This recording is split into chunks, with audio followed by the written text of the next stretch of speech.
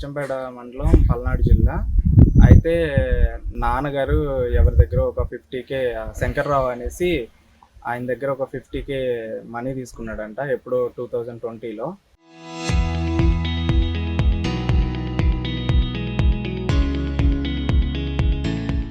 అయితే ఆయన ఇప్పుడు నేను సెలవులకొచ్చాను. ఇప్పుడు ఇసుక మొత్తం ఇలా తోలిచ్చేసి నైట్ మనుషులనేసుకొనొచ్చి నేను ఒక్కడినే ఉన్నప్పుడు బెదిరించటం. ఇంట్లో మా బాబాయోళ్ళ కూతురు ఆళ్ళు వీళ్ళు గూడా ఉన్నారు.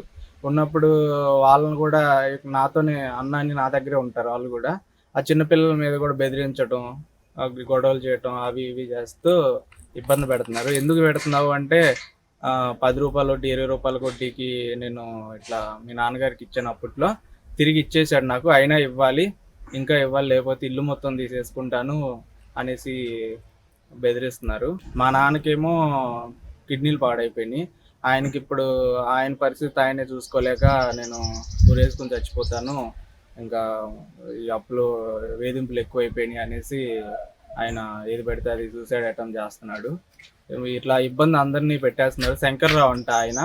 ఇప్పుడు నేను ఎందుకు తోలిస్తున్నావు అని అన్నా కానీ నాకు అసలు సమాధానం చెప్పట్లేదు. ఏంటని ఏం చెప్పట్లేదు. ఎవరు ఏం చేసుకుంటే చేసుకోపో, నేను ఎస్టీ కేసు పెడతాను మీ మీద, లేకపోతే లేడీస్ని ఇబ్బంది పెట్టామని కేసు పెడతా, అది ఇదని ఏది పెడితే అది మాట్లాడుతున్నాడు. నేను ఆయన ఒక్క మాట కూడా ఏమీ మాట్లాడలేదు. అసలుకి మొత్తం చట్ట ప్రకారమే పోతాను నేను. ఏంటి ఆయనే ఎవరిని పెడితే వాళ్ళని మనుషుల్ని వేసుకొని వచ్చి ఇబ్బంది పెడుతున్నాడు.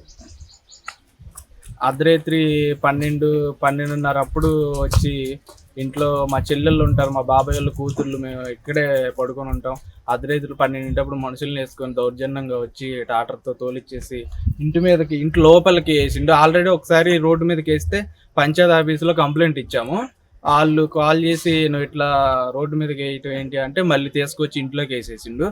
మళ్ళీ ఇప్పుడు పోలీస్ స్టేషన్లో నీ మీద కేసు పెడతాను, నేను చట్ట ప్రకారమే పోతాను, నేనేమి అన్యాయంగా దౌర్జన్యంగా ఏమీ మాట్లాడట్లేదు, న్యాయంగానే పోతాను, ఆయన్ని కూడా న్యాయంగానే రమ్మంటున్నాను.